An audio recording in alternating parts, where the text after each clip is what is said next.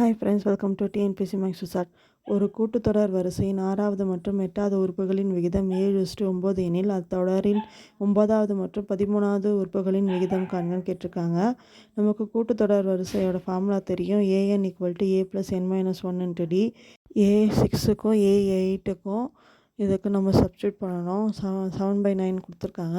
அப்போ a + 6 - 1 × d, a + 8 - 1 × dன்னு எழுதலாம். a + 5d, a + 7dன்னு எழுதலாம்.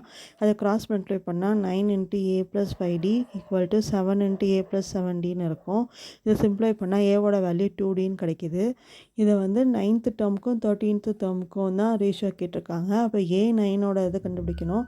a + 9 - 1 × dன்னு நம்ம எழுதலாம். a13க்கு a + 13 - 1 × dன்னு எழுதலாம்.